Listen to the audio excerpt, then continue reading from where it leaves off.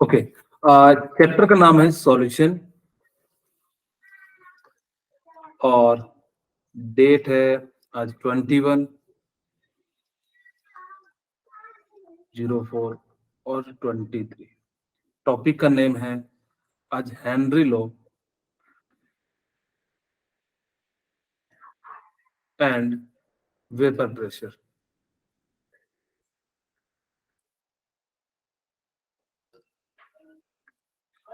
ठीक है, ये लेक्चर नंबर 3 है। ओके, अब हम लोग जो बात करते हैं यानी कि हेनरी लॉ और वेपर प्रेशर होता क्या है। अगर तुम्हें शब्दों में समझाऊं सिंपल, हेनरी ने क्या बताया था कि कोई भी सब्सटेंस कितना सॉल्युबल हो सकता है। इस चीज को जो एक्सप्लेन किया था, किसने किया था? हेनरी ने किया था। ठीक है, हम बात करते हैं। देखो, इन्होंने कहा क्या था, फिर इसकी सिग्निफिकेंस भी आप लोगों को समझाते हैं। Mole fraction of gas in the solution is proportional to the partial pressure of the gas. कहा कि अगर जो किसी भी आपको जो प्रेशर है, वो प्रेशर जो होगा वो किसके प्रोपोर्शनल है? डायरेक्टली प्रोपोर्शनल होता है मोल फ्रैक्शन का। ठीक है, जो भी इसके अंदर आप सॉल्यूशन के अंदर डाल रहे हो तो उसका डायरेक्टली प्रोपोर्शनल किसके हो जाएगा? यानी कि मोल फ्रैक्शन ऑफ जो भी आप सब्सटेंस डाल रहे हो उसके। अब इसका सिग्निफिकेंस क्या होता है कि जैसे मैं समझाता हूं कि आपके पास क्या है, जैसे मान लो कि यहाँ पे मैं इस प्रोपोर्शनलिटी कांस्टेंट को हटाता हूं और इसकी जगह पे मैं क्या यूज करता हूं? K H into x use कर देता हूं। ये जो है क्या है कि कभी भी आपको सॉल्यूशन के अंदर कितना प्रेशर एक्सर्ट कर रहा है वो डायरेक्टली प्रोपोर्शनल मोल के होता है। जैसे अब यहाँ ध्यान से देखिए, मैं यहाँ पे एक पेज ऐड करके आपको समझाता हूँ कि सपोज कीजिए मेरे पास 2 कंटेनर है। ठीक है, मेरे पास कितना है? 2 कंटेनर है।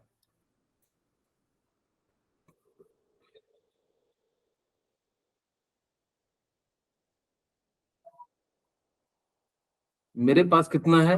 2 कंटेनर है।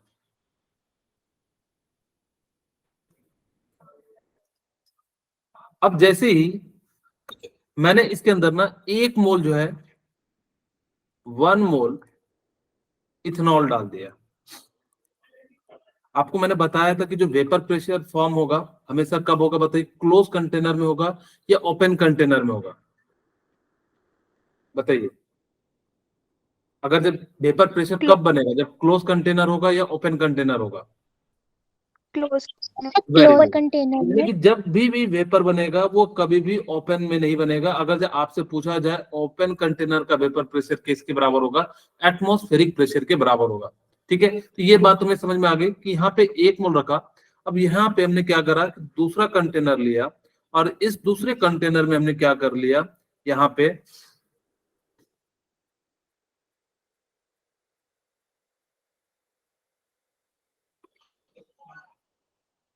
ठीक है, अब यहाँ पे हमने क्या कर दिया? 2 मोल जो है इथेनॉल डाल दिया।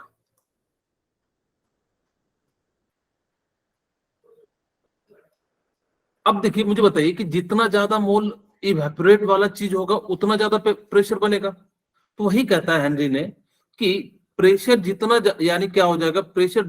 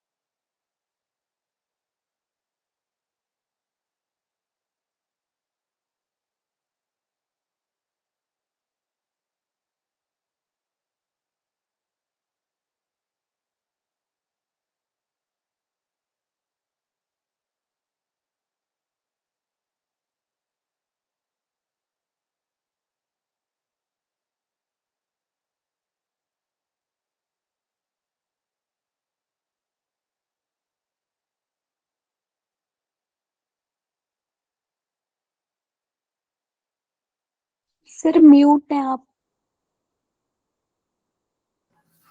सॉरी। जितना ज्यादा क्या होगा कि यहाँ पे मोल होगा उतना ज्यादा मोल फ्रैक्शन होगा, क्योंकि आपको मोल फ्रैक्शन निकालने का फॉर्मूला पता है। मोल फ्रैक्शन का क्या होता है कि ऊपर में हम क्या रखेंगे कि जितना ज्यादा आपके पास क्या होगा मोल होगा, जैसे कट हो गया तो मजाक मारना है। ओके। हाँ, क्या बोल रहे हैं?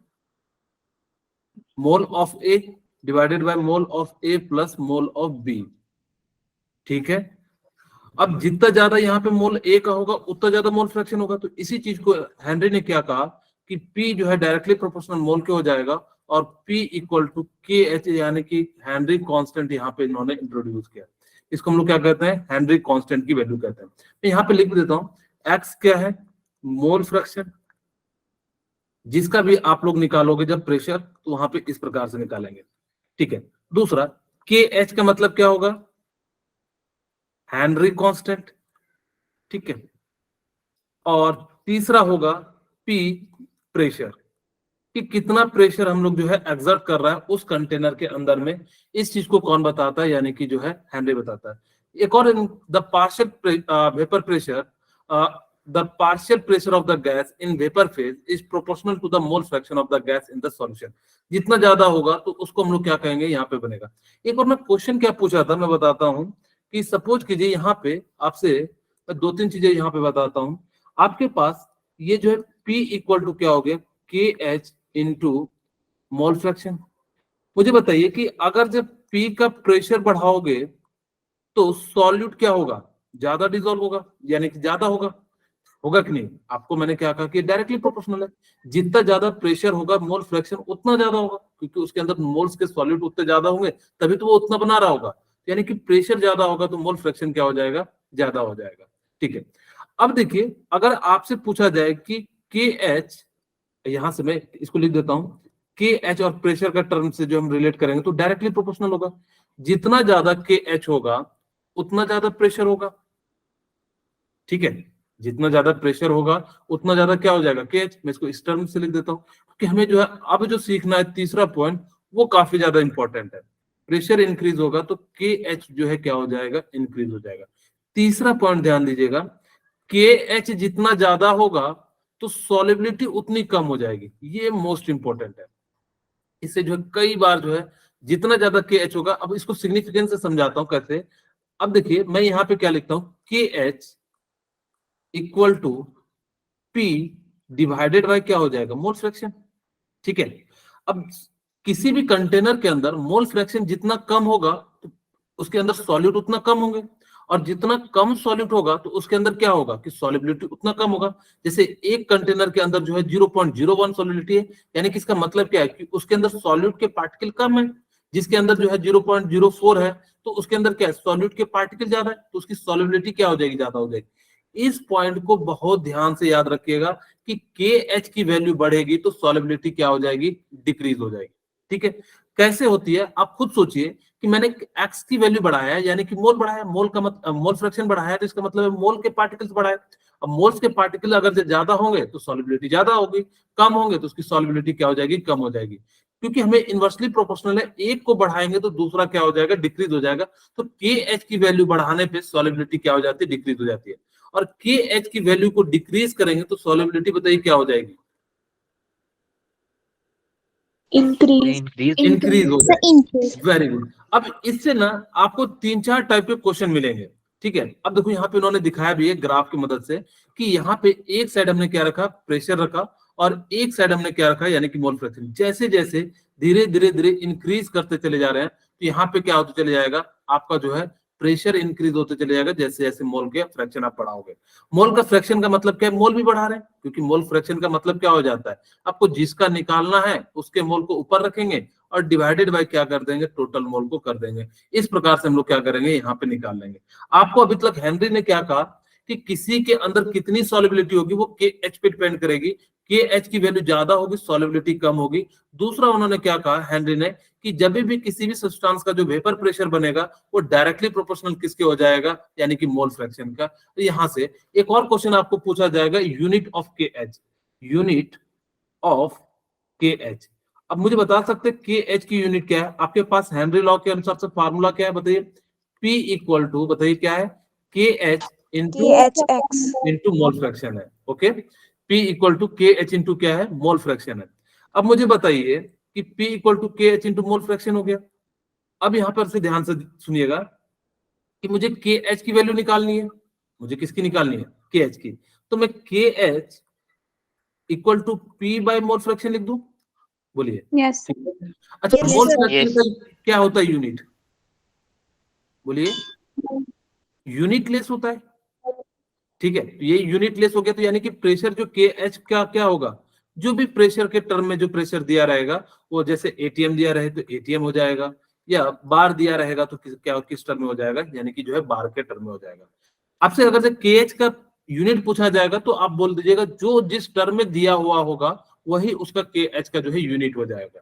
हमने यहां से तीन चीजें पढ़ी कि हेनरी ने क्या कहा कि जो प्रेशर होगा डायरेक्टली प्रोपोर्शनल मोल के हो जाएगा। दूसरा हमने क्या पढ़ा, KH की वैल्यू जितनी ज्यादा होगी सॉल्युबिलिटी उतनी कम होगी। तीसरा जो है KH का जो यूनिट है वो क्या है, जिस जो यूनिट आपका होगा वही क्या हो जाएगा, इसका हो जाएगा। ठीक है। अब देखो, Henry constant depend upon the nature of gas. Nature of gas का मतलब क्या होता है कि आप ऐसा चीज लो जो गैस में कन्वर्ट हो जाए। जैसे कि आपके पास दो सब्सटेंस होते हैं, वोलाटाइल। वोलाटाइल का मतलब क्या होता है, कोई बताना चाहेंगे? दूसरा होता है नन वोलाटाइल। बोलिए क्या होता है वोलाटाइल का मतलब? जिसके वेपर बनते हैं। हाँ, जो वेपर में कन्वर्ट हो जाए और जो वेपर में नहीं कन्वर्ट हो। तो अगर ये वेपर में कन्वर्ट नहीं होगा, आप अगर जो ऐसे सब्सटेंस डालोगे तो वेपर बनेगा क्या? नहीं। आप अगर जो मान लो सपोज करो कि चीनी का जो है दाना वो वेपर में के फॉर्म में नहीं होगा, तो आप ज्यादा चीनी डालोगे तो प्रेशर नहीं बढ़ेगा। यानी कि वो किस पे डिपेंड करता है, नेचर ऑफ सब्सटेंस या नेचर ऑफ गैस पे भी डिपेंड करता है। हमने यहाँ पे ले लिया एंड टेम्परेचर पे। किसी भी सब्सटेंस में यहाँ पे ध्यान दीजिएगा, हेनरी लॉ जो वर्क करता है वो सिर्फ गैस के लिए वर्क करता है। ये बात ध्यान रखिएगा। जनरली हम जब भी इसकी बात करेंगे वो किसके लिए बात करेंगे, गैस के लिए बात करेंगे। अगर जो आपने गैस के अनुसार से आप मान लो कि टेम्परेचर बढ़ाओगे तो बताइए सॉल्युबिलिटी डिक्रीज होगी या इंक्रीज होगी? डिक्रीज डिक्रीज होगी। Very good. ये क्या हो जाएगी, डिक्रीज हो जाएगी। ठीक है। अब जैसे ही आपने क्या करा कि टेम्परेचर को बढ़ाया, ठीक है, टेम्परेचर को बढ़ाएंगे तो क्या होगा, दो मॉलिक्यूल्स के बीच गैप बढ़ जाएगा। और जैसे ही गैप बढ़ जाएगा तो जिस कारण से क्या हो जाएगा, यहाँ पे जो है पार्टिकल दूर दूर हो जाएंगे और ये गैस क्या हो जाएगा, निकल जाएगा। तो याद रखिएगा हेनरी लॉ में अगर आप क्या करते हो, हेनरी लॉ के अनुसार से टेम्परेचर इंक्रीज करते हो तो सॉल्युबिलिटी क्या हो जाती है, डिक्रीज हो जाती है। ठीक है, सॉल्युबिलिटी क्या हो जाएगी, डिक्रीज हो जाएगी। ओके, इतनी सी क्यों, यहाँ से जो है गैस क्या हो जाएंगे, निकल जाएंगे। और जैसे निकल जाएंगे तो उसकी सॉल्युबिलिटी इसके अंदर क्या हो जाएगी, कम हो जाएगी। वही कहता है कि इंक्रीज टेम्परेचर देयरफॉर मींस लो सॉल्युबिलिटी। इसका मतलब क्या हो गया, उसकी जो सॉल्युबिलिटी है वो क्या हो जाएगी, कम हो जाएगी। इसलिए हम लोग ऐसा चीज नहीं करेंगे। हाँ, बाकी अगर जो सॉलिड लिक्विड को मिलाओगे तो वहां सॉल्युबिलिटी बढ़ जाएगी, लेकिन अगर आप गैस के टर्म में कर रहे हो तो वहां पे सॉल्युबिलिटी क्या हो जाती है, घट जाती है। ठीक है। ओके, अब देखो प्रेशर के लिए क्या होगा कि आप जितना ज्यादा प्रेशर को अप्लाई करोगे तो क्या हो जाएगा, उसकी सॉल्युबिलिटी इंक्रीज हो जाएगी। ये तुमने अभी जस्ट बताया था, प्रेशर डायरेक्टली प्रोपोर्शनल मोल फ्रैक्शन हो गया। जितना ज्यादा प्रेशर करोगे तो सॉल्युबिलिटी क्या हो जाएगी, उतनी ज्यादा इंक्रीज हो जाएगी। ठीक है। हम लोगों ने अभी तक जो पढ़ा, 4-5 पॉइंट पढ़ा। हेनरी लॉ का फॉर्मूला क्या होता है, कोई बताना चाहेंगे? प्रेशर किसके डायरेक्टली प्रोपोर्शनल होता है, बताइए। Directly proportional mole fraction.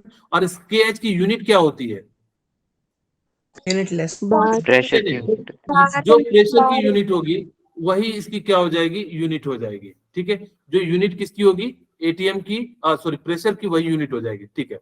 उसके बाद मुझे बताइए KH की वैल्यू को इंक्रीज करेंगे तो सॉल्युबिलिटी क्या हो जाएगी, डिक्रीज हो जाएगी। अच्छा मुझे बताइए कि हमने टेम्परेचर को इंक्रीज किया तो सॉल्युबिलिटी क्या हो जाएगी, डिक्रीज हो जाएगी। क्योंकि इसके गैस के पार्टिकल, हेनरी में किसने कहा था, गैस के लिए कहा था, तो गैस के पार्टिकल क्या हो जाएंगे, स्पेस बढ़ेगा तो उससे गैस क्या हो जाएंगे, निकल जाएंगे। तो क्या हो जाएगा, इसकी जो है सॉल्युबिलिटी डिक्रीज हो जाएगी। तीसरा टर्म कि आप बताइए कि प्रेशर इंक्रीज करेंगे तो सॉल्युबिलिटी क्या हो जाती है, बताइए। इंक्रीज हो जाती है। क्यों इंक्रीज हो जाती है, मैं समझाता हूं। जैसे ही आपने प्रेशर को अप्लाई किया, ठीक है।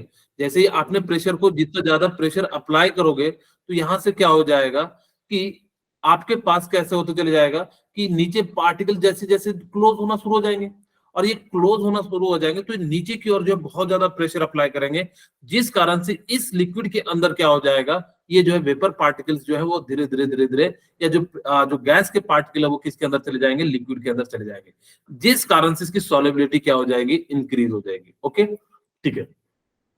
वही कहता है इफेक्ट ऑफ टेम्परेचर में क्या हो जाएगा, सॉल्युबिलिटी डिक्रीज हो जाएगी। Solubility of gas in liquid decrease with the rise in temperature. जितना ज्यादा आप क्या करोगे, प्रेशर टेम्परेचर को इंक्रीज करोगे उतना ज्यादा क्या हो जाएगा, उसकी सॉल्युबिलिटी डिक्रीज हो जाएगी। प्रेशर को जितना ज्यादा इंक्रीज करोगे सॉल्युबिलिटी इंक्रीज हो जाएगी, एक लिमिट में। एक लिमिट के बाद जो है चीजें फॉलो नहीं करती है। अच्छा, आप लोग बताएंगे हेनरी लॉ का एप्लीकेशन कहाँ कहाँ होता है। आप लोगों ने कोक पिया होगा, ठीक है, या जिसको सॉफ्ट ड्रिंक कहते हैं, ठीक है। तो उसके अंदर जो गैस भरी जाती है वो किसका एग्जांपल है, हेनरी लॉ का। क्योंकि आप देखोगे प्रेशर उसका हाई कर देते हैं, जिस कारण से जो क्या हो जाता है कि जो कार्बोनेटेड ड्रिंक बनाते हैं उसके अंदर जो कार्बन डाइऑक्साइड जो यूज करते हैं वो काफी ज्यादा अमाउंट में जो है डिसॉल्व हो जाता है। जैसे आप ओपन करते होंगे तो सिस की आवाज आती है। दूसरा, माउंटेन क्लाइंबर। माउंटेन क्लाइंबर देखेंगे कि माउंटेन क्लाइंबर जो है वो प्योर ऑक्सीजन नहीं लेके जाता है, ठीक है। वो क्या करता है, अपने सिलेंडर में जो है N2 गैस ले लेता है। क्यों लेता है, ताकि कि जब वो हाई लेवल पे जाए, जब ऊपर जाते तो अच्छा, जब माउंटेन के ऊपर जाएंगे तो प्रेशर क्या होगा, इंक्रीज होगा या डिक्रीज होगा, increase Increase. Sorry, pressure decrease होगा, ठीक है। जैसे जैसे आप ऊपर चलते चले जाते हो तो क्या होते चले जाता है, प्रेशर जो है डिक्रीज होते चले जाता है, ठीक है। अब जैसे प्रेशर डिक्रीज होगा तो आपकी बॉडी का प्रेशर बढ़ जाएगा, ठीक है। तो आपकी बॉडी क्या हो जाती है, कई बार जो है वेंस जो है फट जाते हैं, या कई सारी जो है प्रॉब्लम आ जाती है, जिस कारण से जो है कई बार जो है और जो क्लाइंबर होते हैं उनकी जो है मौत भी हो जाती है, अगर जो वो प्योर ऑक्सीजन लेके जाएंगे। तीसरा, आपके पास जो स्विमर होते हैं वो क्या करते हैं, अपने जो स्कूबा डाइविंग करते हैं, देखिएगा वो अपने सिलेंडर में कौन सी गैस भरते हैं, हीलियम गैस भरते हैं। जब नीचे की ओर जाते हैं तो प्रेशर बहुत ज्यादा इंक्रीज हो जाता है, जिस कारण से क्या हो जाता है कि उनकी बॉडी वो एडजस्ट ना कर पाए, तो जिस कारण से हम लोग क्या करते हैं, हीलियम गैस के अंदर डाल देते हैं, ताकि कि उसकी बॉडी जो है वहां नीचे में भी क्या कर सके, प्रेशर को मेंटेन कर सके, ठीक है। ओके, इतनी सी बात आप लोगों को क्लियर हो गई, ठीक है। Yes, sir. हाँ, अब देखो लिमिटेशन ऑफ हेनरी लॉ क्या होता है, ये बहुत ज्यादा इंपॉर्टेंट है। The pressure of the gas is not too high and temperature is not too low. इसका ध्यान रखिएगा कि कभी भी प्रेशर जो है बहुत ज्यादा हाई नहीं होना चाहिए और बहुत ज्यादा टेम्परेचर लो भी नहीं होना चाहिए, ये तब वहां पे हेनरी लॉ जो है वर्क नहीं करता है। दूसरा, आप जो भी उस चीज में ले रहे हो कंटेनर के अंदर, आप जब गैस, ऐसा गैस मत लेना जो कि रिएक्ट कर जाए। तो अगर जो रिएक्ट कर जाएगा तो वो वेपर ही नहीं बनाएगा, तो जिस कारण से वहां पे जो है वेपर प्रेशर जो है हमारे लिए एक्ट नहीं कर पाएगा। तो the gas should not undergo any chemical changes. जैसे आप लोग CO2 का यूज नहीं करना, CO2 का यूज करोगे तो वो जो है आपस में रिएक्ट कर जाता है। जब आप कोई भी गैस को यूज कर रहे हो तो उसके अंदर जो है ऐसा ना हो केमिकल रिएक्शन के दौरान एसोसिएशन या डिसोसिएशन हो। एसोसिएशन का मतलब होता है दो मॉलिक्यूल्स मिलकर एक नए मॉलिक्यूल्स का बनना, या फिर एक मॉलिक्यूल से दो अलग अलग मॉलिक्यूल्स टूट के बनना, उसको हम लोग क्या कहते हैं, डिसोसिएशन कहते हैं।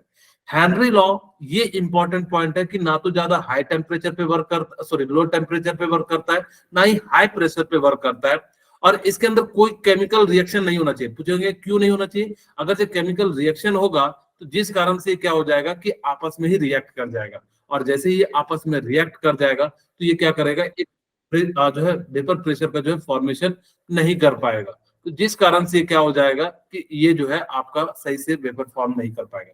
तीसरा, the gas should not undergo association और dissociation in the solution.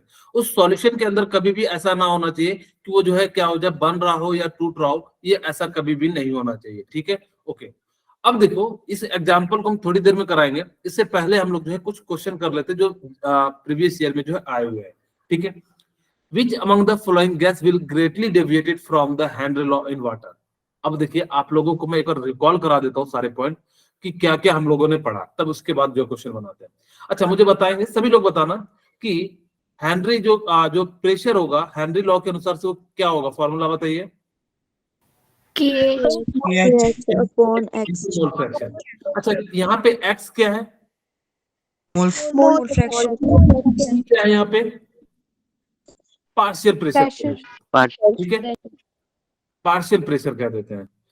Okay, और के एच की यूनिट क्या हो जाएगी? जो यूनिट किसकी हो जाएगी? इसकी हो जाएगी।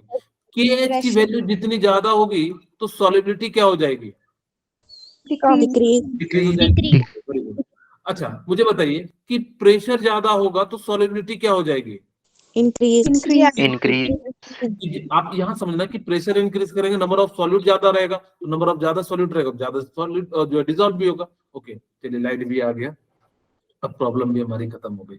ठीक है, ओके, अब यहाँ से हमारे पास क्या हो गया कि जितना ज्यादा प्रेशर होगा उतना ज्यादा सॉलिबिलिटी होती चली जाएगी। ठीक है, अब हम यहाँ से क्या कह सकते हैं कि आपसे जब भी कभी कोई क्वेश्चन पूछेगा कि किसकी सॉलिबिलिटी, आपको 3 पॉइंट और याद रखने हैं कि जब केमिकल रिएक्शन के दौरान वो आपस में कंबाइन नहीं करना चाहिए। अगर जब कंबाइन करता है तो वो वेपर का फॉर्मेशन नहीं कर पाएगा, तो जिस कारण से वो क्या होगा, यहाँ पे जो कंटेनर पे जो प्रेशर फॉर्म नहीं करेगा। ये जनरली किसके लिए वर्क करता है? गैस के लिए वर्क करता है। तो ये सारे बातों को जो ध्यान रखेगा कि कई बार जो है क्या करना, ऐसा गैस लेना जो कि क्या करे, रिएक्ट ना करे, तो वो जो है काफी ज्यादा डेविएट करेगा। जैसे भी पूछा गया, which among the following gas will greatly deviated from Henry law in water. अगर जब आप वाटर में डिसॉल्व करते हो तो सबसे ज्यादा कौन डेविएट करेगा, बताइए।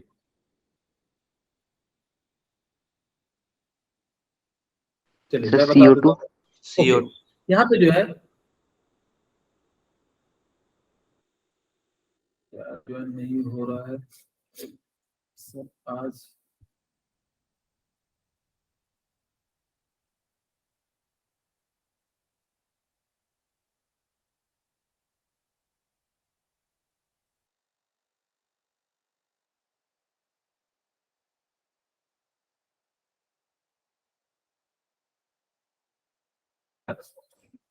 चलिए, अब हमारे पास क्या है, पूछा है, तो यानी कि CO2 क्या हो जाता है कि रिएक्ट कर जाता है, तो जिस कारण से क्या हो जाएगा कि ग्रेटली डेविएटेड कर जाएगा। जब रिएक्ट कर जाएगा तो KH की वैल्यू क्या हो जाएगी, बहुत ज्यादा चेंजेस हो जाएंगे। जिस कारण से यहाँ पे आप ध्यान रखना कि जो ऐसी गैस लेना जो क्या हो, जो किसी के साथ रिएक्ट ना करे, तो वो ज्यादा जो है अच्छे से KH की वैल्यू जो देगी। चलिए, अच्छा, मैंने एक क्वेश्चन आपको बताया, मैं चाहता हूँ कि आप लोग इसको फटाफट से बनाइए।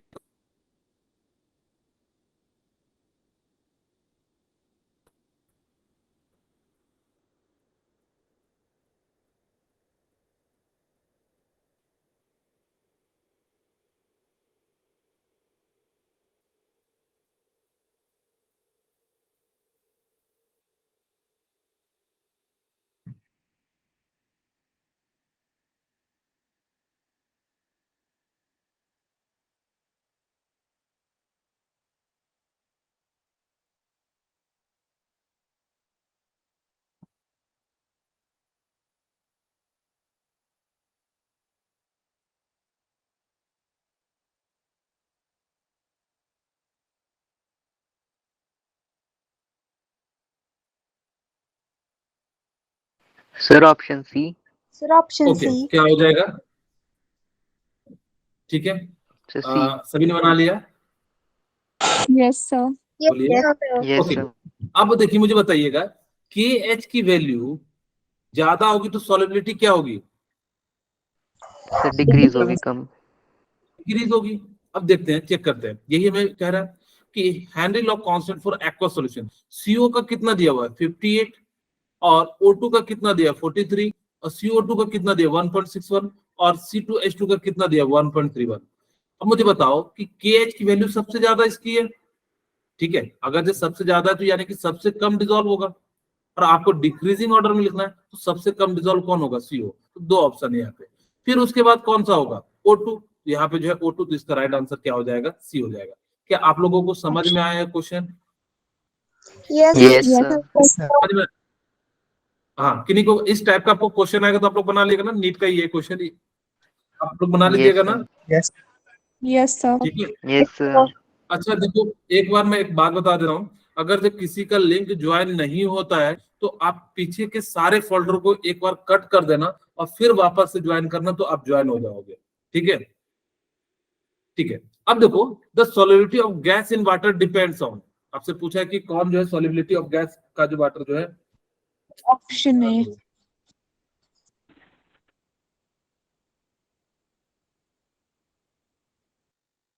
ठीक है, बाकी लोग भी एक बार ट्राई करें।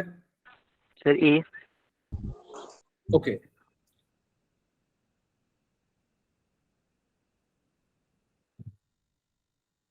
Sir option A.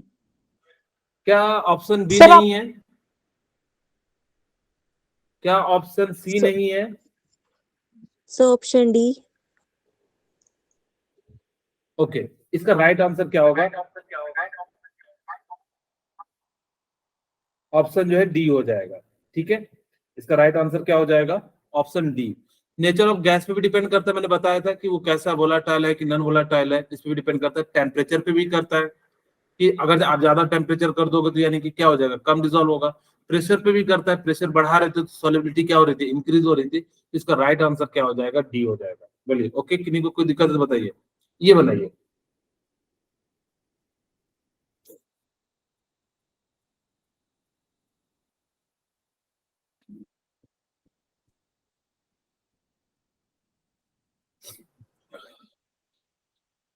Option B. Option B. Option क्या हो जाएगा?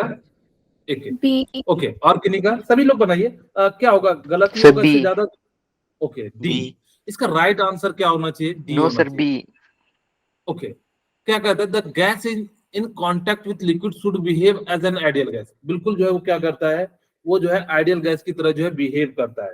ठीक है, जैसे ही आप लोग क्या करोगे कि आप गैस के ऊपर वाले जो रहते हैं तो वो आइडियल गैस की तरह बिहेव करता है। There should not be any chemical interaction between the gas और लिक्विड। बिल्कुल ऐसा सही है। The pressure applied should be high. हमने कहा था बहुत ज्यादा हाई नहीं होना चाहिए, टू हाई नहीं होना चाहिए, हाई हो सकता है लेकिन बहुत ज्यादा हाई नहीं होना चाहिए। इसलिए इसका राइट आंसर क्या हो जाएगा? डी हो जाएगा। ओके, ठीक है, नेक्स्ट क्वेश्चन आप लोग बनाइए। अब वो प्रेशर वाला जो फॉर्मूला है वह वाला लगाइएगा। पार्शियल प्रेशर इक्वल टू क्या हो जाएगा? के एच इनटू मोल फ्रैक्शन। ठीक है, यहाँ पे ये जो है ना के नहीं है, सिर्फ पास्कल है, नहीं तो ज्यादा आंसर आ जाएगा।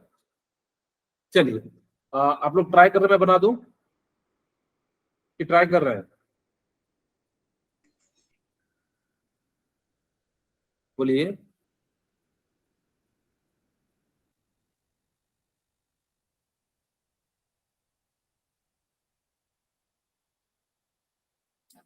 बाकी लोग तो बोलिए।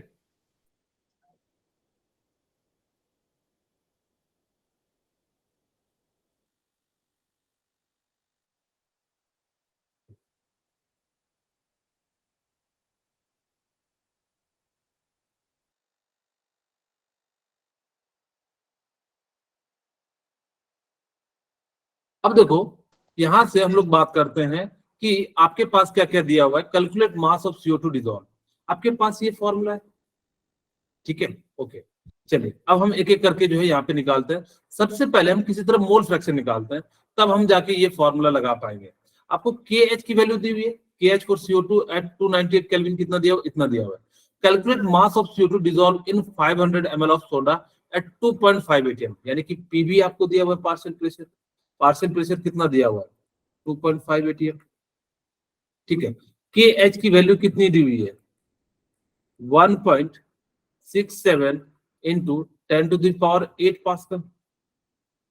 यहाँ पे आप इसको जो है क्या कर दोगे, ये जो प्रेशर है इसको पास्कल में कन्वर्ट कर देंगे तो कितना हो जाएगा? 1 पॉइंट इंटू, तो कितना मैं अप्रोक्स लिख देता हूँ, 2.5 इंटू 10⁵ पास्कल। इसको मैंने अप्रोक्स में 1 ले लिया। ठीक है, अब हमारे पास क्या है, मोल फ्रैक्शन निकालते हैं। सबसे पहले CO2 का मोल जो है निकालते हैं हम लोग। हमें जो CO2 का मास चाहिए।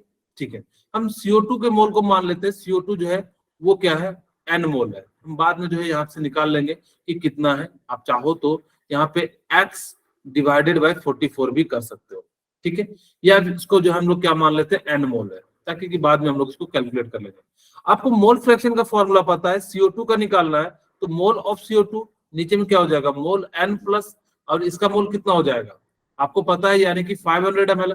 आपको एक बात याद रखना है कि प्योर अगर वाटर होगा तो उसकी डेंसिटी क्या हो जाती है, 1 ग्राम पर ml हो जाती है। ठीक है, तो यहाँ से हमने कितना मान लिया, 500, और यहाँ पे कितना होता है वाटर का, 18 हो जाता है। तो आप इसको सॉल्व करेंगे, मैं यहाँ पे लिख भी देता हूँ, n की जगह पे x/44, और नीचे में भी कितना हो जाएगा, x/44 प्लस 500 इंटू 18 हो जाएगा। ठीक है, बोलिए। ठीक है, यहाँ तक किन्हीं को कोई दिक्कत है तो बता दीजिए। ठीक है, बोलिए। No, किन्हीं को sir. कोई, Yes, sir. Clear. ठीक है, समझ में आ रहा है ना? Yes, okay, sir. Yes. अब यहाँ से हम लोग क्या करते हैं, इसको कैलकुलेट कर लेते हैं। ठीक है, अब हमारे पास देखिए कि यहाँ से हमारे पास क्या हो जाएगा कि आप जो है यहाँ से मोल निकाल लोगे। यहाँ से हम लोग जो है सबसे पहले कैलकुलेट कर लेते हैं। अब यहाँ पे आपको मोल फ्रैक्शन के रूप में आपको यहाँ पे मोल ऑफ CO2 निकाल रहे हैं। ठीक है, अब हमारे पास ये टर्म नहीं है, तो हम यहाँ पे क्या रख सकते हैं, एक्स की जगह पे ये पूरा टर्म रख सकते हैं, कि नहीं, x/44 डिवाइडेड बाई यहाँ पे x की टर्म में। अब हमारे पास प्रेशर कितना है, 2.5 इंटू 10⁵ पास्कल। ठीक है, बोलिए। और KH की वैल्यू कितनी हो जाएगी, आपको पता है कि 1.67 और कितना हो जाएगा, इंटू 10⁸ हो जाएगा, इंटू, अब यहां से हम लोग क्या लिखेंगे, x डिवाइडेड बाय 44, और नीचे में कितना हो जाएगा, x/44 प्लस 500/18। अब मुझे बताओ कि ये टर्म ना, इसकी जो वैल्यू होती है ना मोल फ्रैक्शन की, यहाँ पे बहुत कम होती है, तो हम एक टर्म को नेग्लेक्ट कर सकते हैं ताकि कि कैलकुलेशन आसान हो जाए। यहाँ पे देखो, अगर जब आप निकालोगे, नहीं निकालोगे तो यहाँ पे क्या आ जाता है, क्वाड्रेटिक इक्वेशन टाइप का फॉर्मेशन आ जाएगा। आपको मैं करके दिखा देता हूँ, ऐसे भी आंसर आएगा। आपके लिए कितना हो जाएगा, 2.5 इंटू 10⁵ ओके, और हमारे पास कितना हो जाएगा, 1.67 into 10⁸ into x/44 divided by x/44 plus 500/18 हो जाएगा। ठीक है, अब यहाँ पे मैं चाहता हूं कि इसकी जो वैल्यू होती है ना वो काफी कम आएगी। यहाँ से देखिए, अगर जब मैं निकालना का प्रयास करूं तो इसको इधर ले चलता हूं, तो यानी कितना हो जाएगा, 2.5 divided by 10⁵ into 1.67 into 10⁸ equal to x/44 divided by x/44 plus 500/18, और ये ऊपर जाएगा तो कितना हो जाएगा, माइनस। आप इसको चाहो तो 175 भी लिख सकते हो, 2.5 अप्रॉक्स में हमने कितना कर दिया, 175 और इंटू 10⁻³ कर दिया। ठीक है, ओके। अब हमारे पास यहाँ से कितना आ गया, ये आ गया। अब यहाँ से इसको सॉल्व करोगे तो कितना हो जाएगा, यहाँ पे नीचे 10 आएगा और ऊपर में कितना आ जाएगा, 100 आ जाएगा। ठीक है, ओके। अब यहाँ पर से आपने 25 से कटा दिया तो कितनी बार में कट जाएगा, 7 बार में। ठीक है, यहाँ से हमने कितना लिख दिया कि ऊपर में जो है कितना हो जाएगा, 1 0 से 1 0, यानी कि कितना हो जाएगा, 10⁻⁻7 डिवाइडेड बाय 7 हो जाएगा। और हमने क्या कहा कि इस टर्म की जो वैल्यू है ना बहुत कम है, तो हम इसको क्या मान लेते हैं, अप्रॉक्स में जो है काफी जो है हमने जो इसको नेग्लेक्ट कर लिया इस टर्म को। हम यहाँ पे लिख सकते हैं x, सीधे सीधे मैं मोल के टर्म में पहले निकाल लेता हूँ, फिर यहाँ से निकाल लेंगे, तो यहाँ पे हम कितना लिख सकते हैं, 500/18। अब कहोगे क्यों माना, इसकी वैल्यू बहुत कम है तो इसलिए हमने इसको क्या कर लिया, नेग्लेक्ट कर दिया। ठीक है, अगर आपके पास ज्यादा वैल्यू होती तो हम नेग्लेक्ट नहीं करते, हमने इसको क्या कर दिया।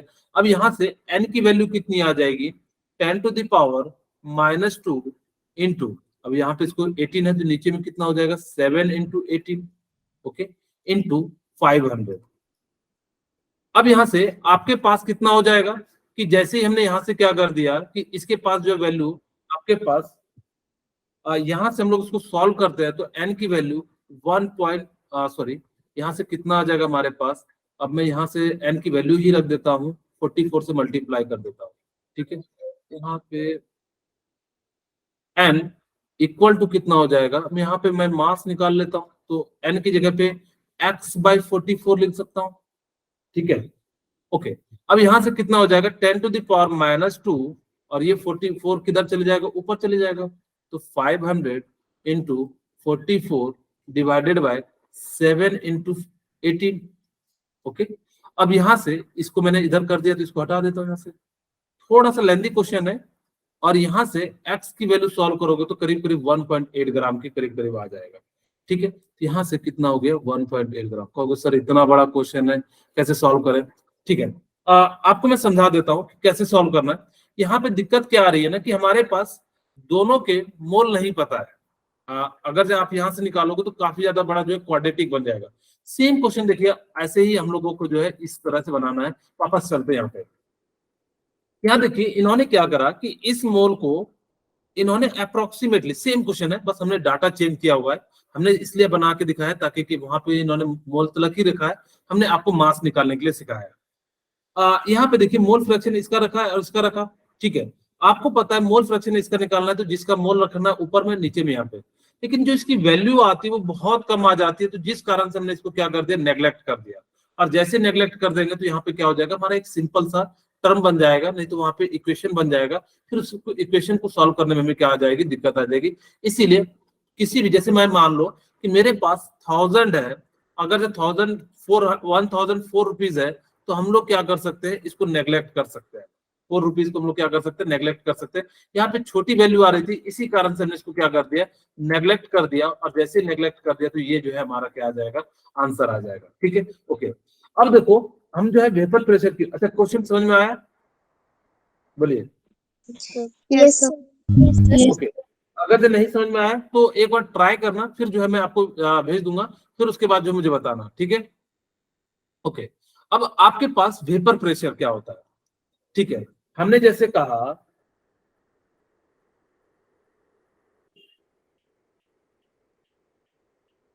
कि हाँ, हम यहाँ पे एक चीज बताते हैं आपको। मैंने बता दिया कि जो वेपर प्रेशर होगा वो हमेशा कहाँ फॉर्म करेगा, क्लोज कंटेनर में फॉर्म करेगा। तो कहते हैं vapour pressure at constant temperature, the pressure exerted by the vapour of liquid on its surface when they are in equilibrium is known as vapour pressure. इसका मतलब क्या होता है कि जैसे मान लो ये कोई क्लोज कंटेनर है, ठीक है, इसके अंदर क्या होगा कि जो वेपर प्रेशर होगा कि एक लिमिट पे आने के बाद जो है क्या हो जाएगा, इक्विलिब्रियम होगा। जितना लिक्विड गैस में बन रहा होगा उतना ही क्या हो जा रहा होगा, यानी कि वेपर में कन्वर्ट हो रहा होगा। ये गैस लिक्विड में कन्वर्ट होगा और ये लिक्विड किस में कन्वर्ट होगा, वेपर में कन्वर्ट होगा। इस प्रेशर को हम लोग क्या कहते हैं, यानी कि वेपर प्रेशर कहते हैं। देखिए यहाँ पे जैसे जैसे आप रेट को इंक्रीज करोगे तो रेट ऑफ कंडेंसेशन भी क्या होता जा रहा है, इंक्रीज हो रहा है। लेकिन एक समय आने के बाद जो है लगभग लगभग क्या हो जाता है, इक्विलिब्रियम केस आ जाता है। और इसके बाद आप कितना भी रेट और टाइम बढ़ाओगे तो वो चीजें जो है कभी भी आपका जो है वेपर प्रेशर ज्यादा इंक्रीज नहीं होगा। सपोज करो मैं आपको एक एग्जांपल देता हूँ।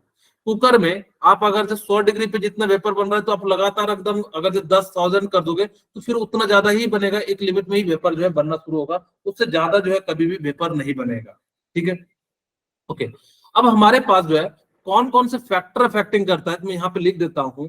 यहाँ पे कौन कौन जो फैक्टर अफेक्ट करता है। It does not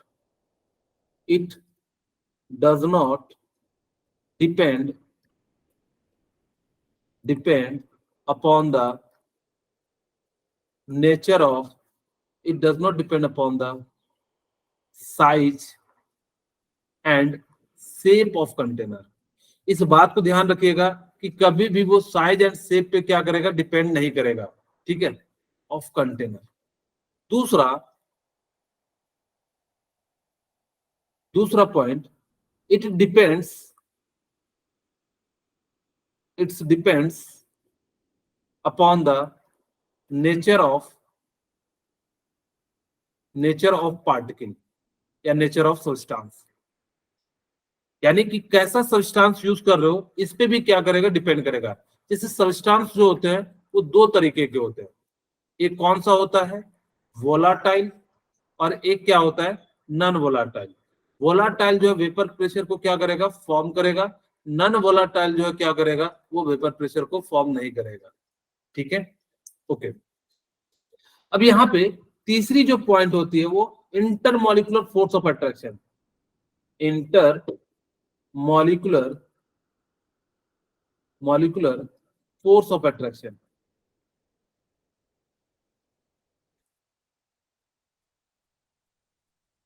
intermolecular force of attraction ज्यादा होगा तो बताइए वेपर बनेगा या नहीं बनेगा, बताइए। अगर जब इंटरमॉलिक्यूलर फोर्स ऑफ अट्रैक्शन ज्यादा होगा तो वेपर का फॉर्मेशन होगा या नहीं होगा, सर ज्यादा नहीं होगा या होगा। कम होगा? नहीं कम। होगा। कम होगा। क्यों? क्योंकि उसके मॉलिक्यूल्स आपस में जुड़े होंगे, और जैसे ही जुड़े होंगे तो जिस कारण से क्या हो जाएगा, वो वेपर प्रेशर का जो है फॉर्मेशन नहीं करने देगा। तो जितना ज्यादा इंटरमॉलिक्यूलर फोर्स होगा तो वेपर प्रेशर क्या हो जाएगा, उतना ज्यादा कम होगा। ठीक है, जैसे यहाँ पे मैं लिख भी देता हूँ, इंटरमॉलिक्यूलर फोर्स ऑफ अट्रैक्शन। ठीक है, इंटरमॉलिक्यूलर, यहाँ पे लिख देता हूँ IMF, जितना ज्यादा होगा वो क्या हो जाएगा, सॉलिबिलिटी उतनी क्या हो जाएगी, कम हो जाएगी। ठीक है, क्यों? क्योंकि जो है वेपर प्रेशर ही नहीं बनेगा। अच्छा देखो, एक क्वेश्चन पूछता हूं आपसे। मान लो कि मेरे पास H2O है और C2H5OH है, कौन जो है ज्यादा वेपर प्रेशर का फॉर्मेशन करेगा?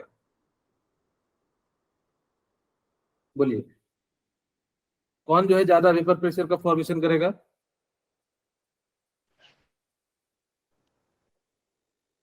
अब आपको बता दूं कि यहाँ पे कौन सा बॉन्ड है, H बॉन्ड है।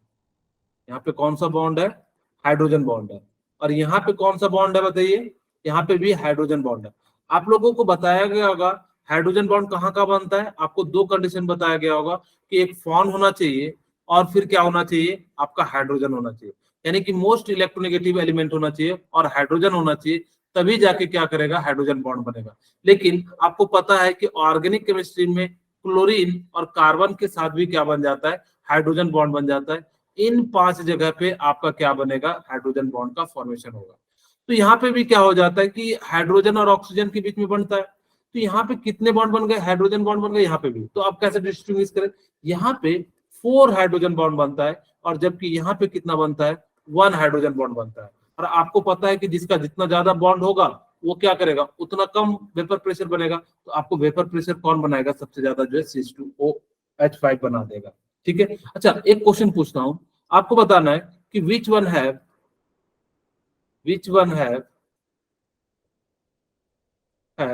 Lowest vapour pressure.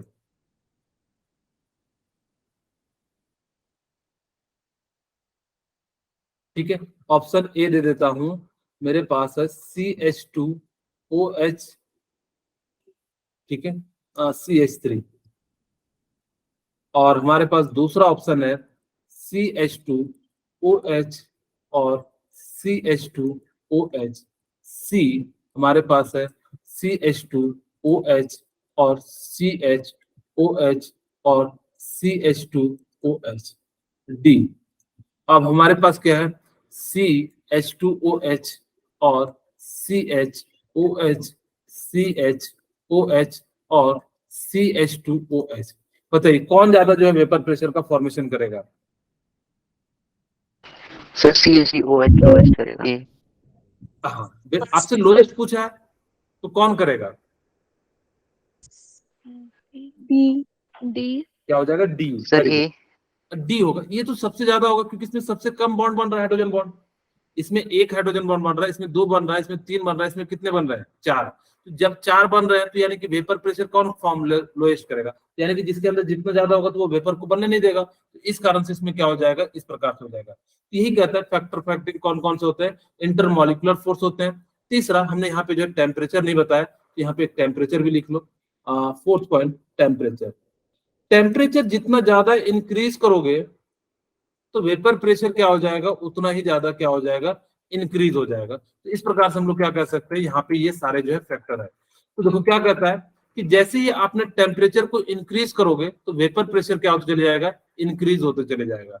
जैसे जैसे आप टेम्परेचर बढ़ाओगे क्योंकि उसके अंदर जो पार्टिकल्स है वो ऊपर की ओर जाएगा तो वेपर प्रेशर क्या हो जाएगा, इंक्रीज होते चले जाएगा। नेचर ऑफ लिक्विड डिपेंड करता है कि कैसा फोर्स ऑफ अट्रैक्शन है। जैसे देखिए CCl4 has higher vapour pressure because of the weak intermolecular force of attraction between them its molecules than water।